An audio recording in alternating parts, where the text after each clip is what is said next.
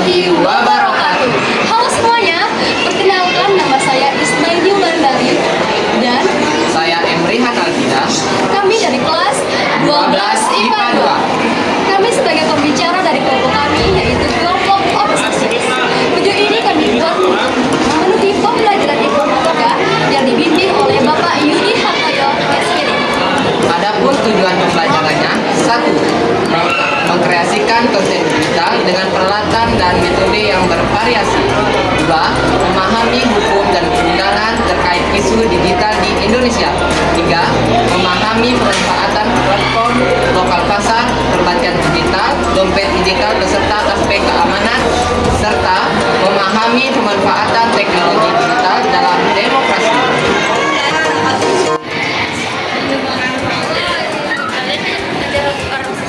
Dampak sosial informatika. Jerome Pauline merupakan seorang YouTuber yang dikenal nama akun Nihomo Mantapu. Pada mulanya, Jerome dikenal karena konten-konten videonya seputar matematika. Ia mengemas matematika yang sering dianggap sebagai mata pelajaran yang sulit menjadi sangat mudah dan menyenangkan. Teknologi digital, pembuatan konten dan peraturan hukum di Indonesia. Konten merupakan istilah yang tidak asing bagimu, bukan? Pada dasarnya, konten merupakan informasi atau materi yang disampaikan atau disajikan dalam berbagai bentuk. Pada bagian ini, kamu akan belajar tentang berbagai aspek terkait pembuatan konten, mulai dari mengenal jenis konten, peralatan dan teknologi pembuatan konten, teknik dan strategi pembuatan konten, hingga tinjauan aspek hukum.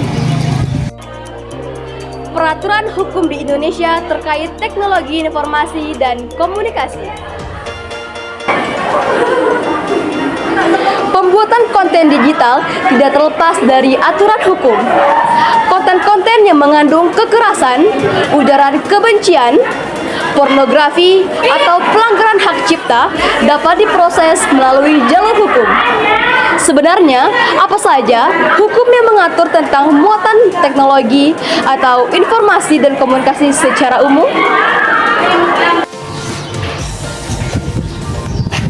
Bentuk-bentuk hak cipta yang termasuk dalam HKI adalah sebagai berikut. Yang pertama, hak cipta. 1. Diatur dalam Undang-Undang Nomor 28 Tahun 2014 tentang hak cipta. Kedua, memberikan pemilik hak eksklusif atas karya-karya seperti tulisan, musik, seni, dan perangkat lunak. Yang ketiga, masa berlaku sepanjang hidup pencipta ditambah 50 tahun sejak kematian pencipta atau untuk karya tulisan, musik, dan seni, dan 50 tahun sejak diumumkan atau untuk perangkat lunak. Selanjutnya, merek dagang. Yang pertama, diatur dalam Undang-Undang Nomor 20 Tahun 2016 tentang merek dan indikasi geografis. Yang kedua, memberikan hak eksklusif atas simbol, nama, dan desain tertentu yang membedakan produk atau jasa dan dari pesaing. Yang ketiga, masa berlaku 10 tahun sejak tanggal penerimaan dan tidak dapat diperpanjang.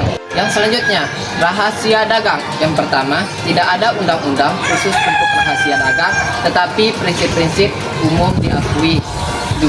Melibatkan informasi bisnis yang bernilai dan dirahasiakan seperti formula, metode produksi, atau data pelanggan. Yang ketiga, tidak memiliki batas waktu tertentu. Selanjutnya, hak paten. 1. Diatur dalam Undang-Undang Nomor 13 Tahun 2016 tentang paten. Yang kedua, memberikan pemilik hak eksklusif atas penemuan atau inovasi teknologi tertentu, baik berupa produk, proses, atau metode tertentu. 3. Masa berlaku 20 tahun sejak tanggal penerimaan dan tidak dapat diperpanjang. Selanjutnya, desain industri.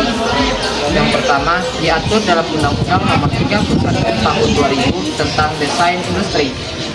Yang kedua, memberikan perlindungan terhadap aspek estetika dan desain fisik dari produk, terutama dalam konteks manual faktur dan desain. Yang ketiga, masa berlaku 10 tahun sejak tanggal pengajuan dapat diperpanjang hingga 2 kali, setiap perpanjangan selama 5 tahun. Selanjutnya, letak sirkuit terpadu. Yang pertama, diatur dalam Undang-Undang Nomor 13 Tahun 2016 tentang Tata Cara Perhitungan Sirkuit Terpadu. Yang kedua, memberikan perlindungan pada tata letak atau desain fisik dari sirkuit terpadu elektronik. Yang ketiga, masa berlaku 10 tahun sejak tanggal penerimaan terdapat diperpanjang.